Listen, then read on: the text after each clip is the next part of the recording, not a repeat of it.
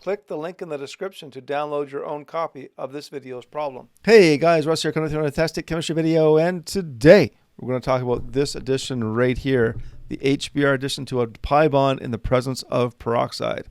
Now, when you're doing organic chemistry, especially when you get deep into organic chemistry 1, you learn about Markovnikov's rule. The hydrogen of a reaction of a electrophilic addition always goes to the least substituted carbon, yada, yada, yada. We learned before, or if you haven't, there's another video that you should watch about Markovnikov addition. But what if we want the anti-Markovnikov? What if we want the other product? What if the other product is what we're after? We don't want the Markovnikov product. We want the hydrogen to go to the most substituted carbon and the halide to go to the least substituted. Or what if that's what we need? Well, there's a solution for that. It's called the anti-Markovnikov addition, and it uses peroxide. Very simple. So let's see this mechanism.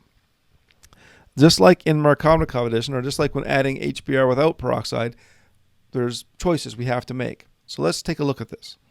First things first, what's that peroxide doing? The peroxide must be extremely important because we don't ever add anything to a reaction that's not necessary. So the peroxide is actually going to do something very cool, and that's radical formation. Watch this. Now you've seen radicals form before using UV light, and using peroxide is another way of doing it. First thing that happens here, homolytic cleavage. You form oxygen-free radicals. Now, you don't add very much peroxide to these reactions. There's very little peroxide because once you get it rocking and rolling, it just self-perpetuates like a chain reaction, like you've seen before. So we're going to form some oxygen-free radicals.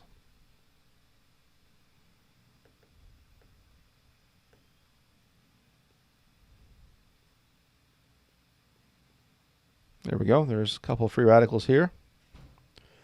Now these free radicals are going to attack hydrogen bromide. So let's do that. So now we're going to have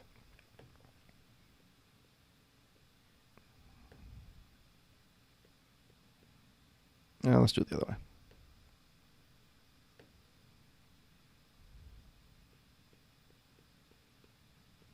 So now the oxygen radical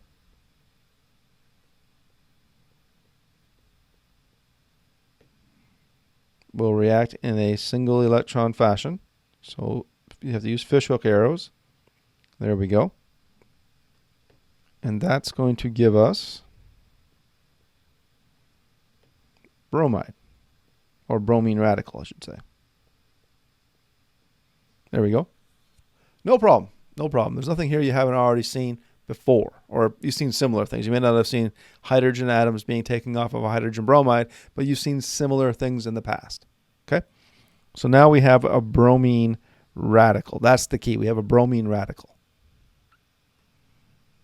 So now we're going to do a reaction. So let's make a little dividing line here. So this is the first step. Form the bromine radical. And doing a mechanism on an exam or a problem set, you always want to show this step. Show your faculty member that you understand this step, that you know this is what happens.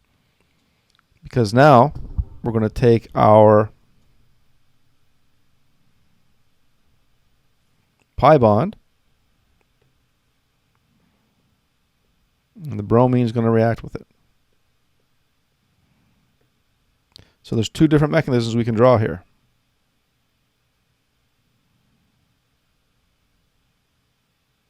That one, and this is going to be versus, so it is a competition.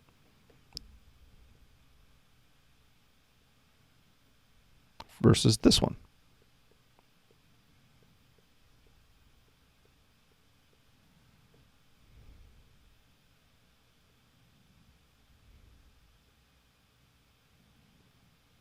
So there's two potential attacks that can happen here.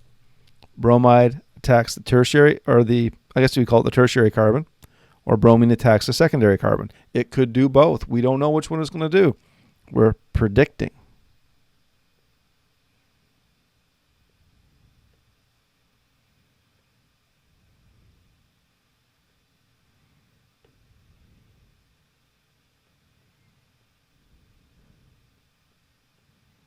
There we go. Versus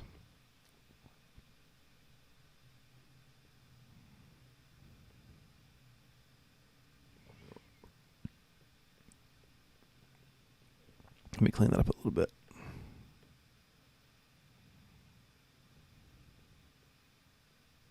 Versus that one. So now it's this radical versus that radical. Which one is more stable? Well, this is a tertiary radical. And as we've already learned, tertiary radicals are more stable than secondary.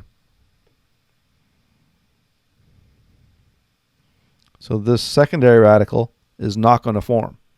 The tertiary radical is always going to form in preference to the secondary radical because it has a lower activation energy to get there.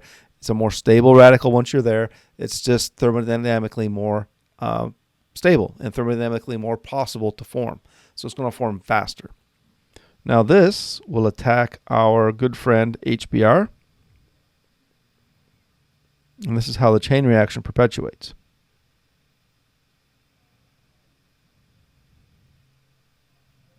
There we go.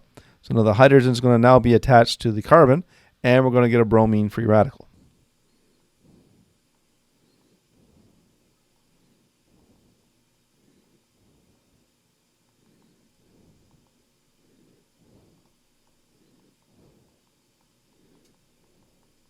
So this species, this bromine free radical, can go back up here, start the whole process over again. And the product that we form is this one right here, the antiMarkovnikov's product. All right, guys, hope you found this video helpful. If you did, please go ahead and slap that like button. Leave a comment down below. Tell me how I'm doing. Tell me some problems that maybe you're working on in organic chemistry. Also, please subscribe to my YouTube channel. It really is helpful when folks subscribe. It lets YouTube know that I'm doing a good job and helps me grow my channel. And share my content with your family and friends or anyone that you know that is struggling with organic chemistry. And with that, I want to wish you all good luck and good chemistry. We'll see you soon. Email drbetts@protonmail.com if you would like a copy of every problem in this series.